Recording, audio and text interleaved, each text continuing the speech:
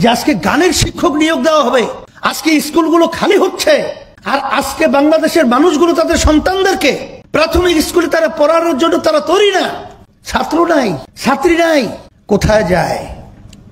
এখন আপনারা বোঝেন না, বাংলাদেশের মানুষ কিন্তু ইসলামের পক্ষে মনের দিক থেকে, মানসিক দিক থেকে, সব দিক থেকে তৈরি হয়ে অপেক্ষায় আছে।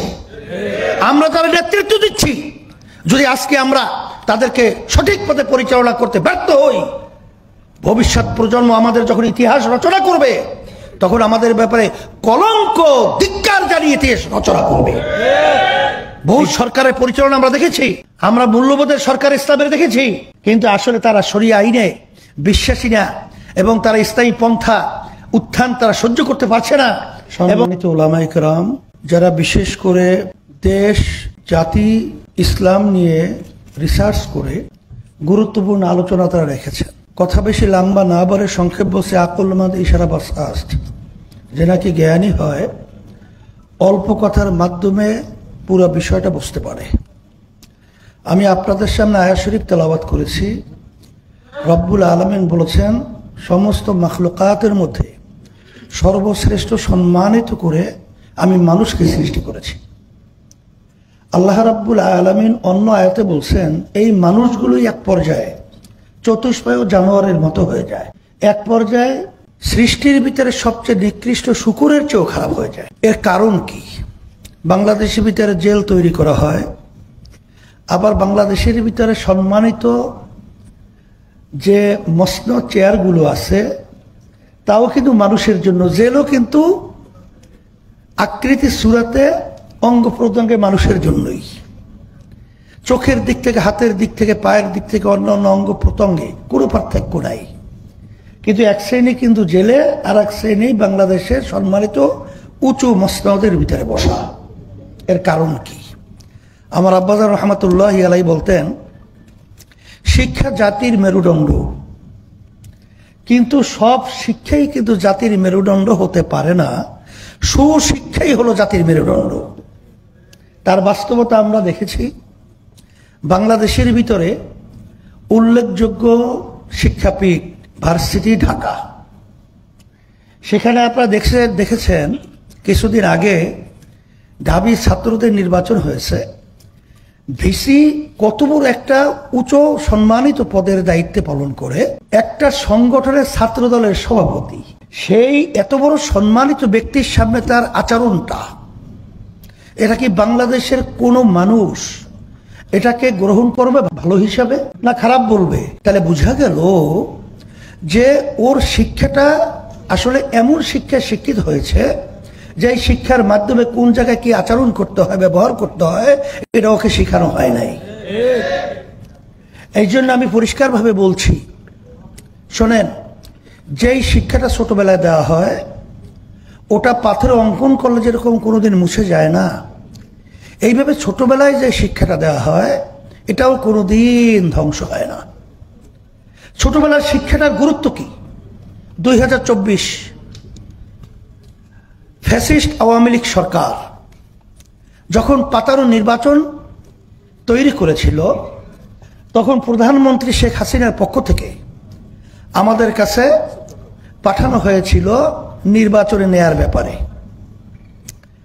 সেখানে প্রধানমন্ত্রীর পক্ষ থেকে যখন আমাকে নিয়ে বসবে, তখন আমি শর্ত লাগিয়েছিলাম যে তাদের নির্ধারিত প্রস্তাবিত জায়গায় আমি বসবো না, আমরা যেখানে বলবো সেখানে তাদের বসতে হবে। আমাদের প্রস্তাব মেনে তারা বসছিল। বসার পরে আমি দেখতেছিলাম যে তার কপালে নামাজের দাগ দেখা যায়। তা আমি প্রশ্ন করলাম যে আপনার কপালে তো নামাজের দাগ দেখছি, তাহলে তো মনে হয় আপনি নামাজ পড়েন। তখন সে বলতেছিল, হুজুর আমি 7 বছর বয়স থেকে আমি নামাজ পড়ি। কিভাবে? বলে, হুজুর আমি যদি নামাজ না পড়তাম, আমার মা আমার জন্য ঘরে ভাত পাক করতো না। আমার মাকে আমাকে নামাজি বানাবার জন্য চেষ্টা করেছে, সেই থেকেও যে আমি নামাজ পড়ি, নামাজ ছাড়ি না। তখন আমি বলতেছিলাম, তাহলে তো আপনার সঙ্গে কথা বলতে ভাই ভাই হিসেবে আমার সাহস বেড়েছে। কিন্তু যদি ওই ঢাবি নির্বাচনের বিশেষ সামনে যে আচরণকারী, ওদের সামনে কথা বলার কোনো পরিবেশ থাকে না। তখন আমি বলতেছিলাম যে আপনারা এই পাতানো নির্বাচনে প্রধানমন্ত্রীর পক্ষ থেকে আসছেন, আমাদেরকে সেখানে ঢুকাবেন, সিট দিবেন এবং এমপি বানাবেন, অনেক কিছু আমাদেরকে অফার দিয়েছেন। এবং সে বলতেছিল যে দায়িত্ব হুজুর আমি নেব, আপনাদের যেখানে যেখানে পদ থাকবে মানে প্রার্থী থাকবে তাকে এমপি হিসেবে বানিয়ে নেওয়ার দায়িত্ব আমি নেব।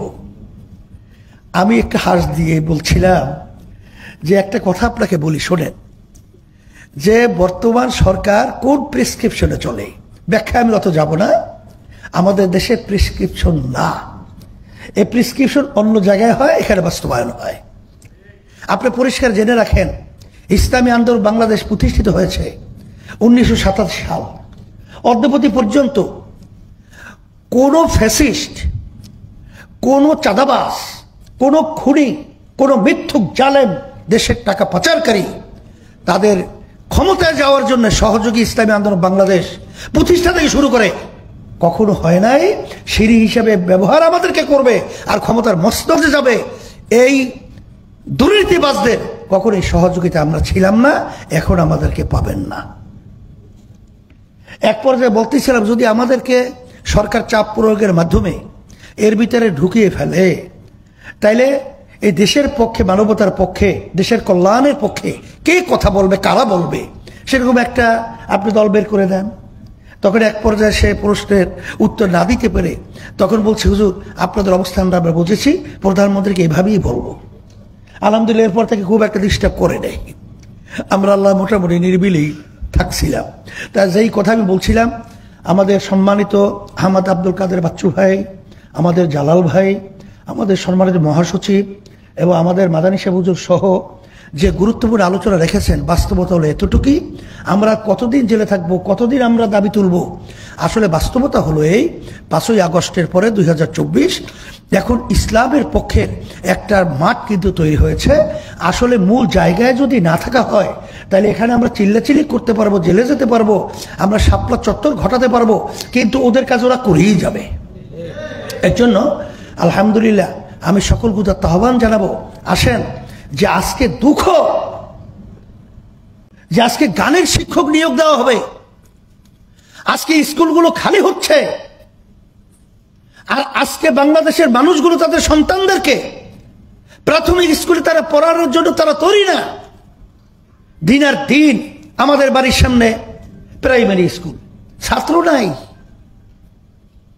ছাত্রী নাই, কোথায় যায়? এখন আপনারা বোঝেন না, বাংলাদেশের মানুষ কিন্তু ইসলামের পক্ষে মনের দিক থেকে, মানসিক দিক থেকে, সব দিক থেকে তৈরি হয়ে অপেক্ষায় আছে। আমরা তার নেতৃত্ব দিচ্ছি। যদি আজকে আমরা তাদেরকে সঠিক পথে পরিচালনা করতে ব্যর্থ হই, ভবিষ্যৎ প্রজন্ম আমাদের যখন ইতিহাস রচনা করবে তখন আমাদের ব্যাপারে কলঙ্ক, ধিক্কার জানিয়ে ইতিহাস রচনা করবে। এই জন্য আমরা 53 বছর দেখেছি, বহু সরকারের পরিচালনা আমরা দেখেছি, আমরা মূল্যবোধের সরকার ইসলামের দেখেছি, কিন্তু আসলে তারা শরিয়া আইনে বিশ্বাসী না এবং তারা ইসলামী পন্থা উত্থান তারা সহ্য করতে পারছে না। এবং তারা কিন্তু বাংলাদেশের ভিতরে মৌলবাদীদের অভয়ারণ্য এরা তারা সহ্য করতে পারছে না।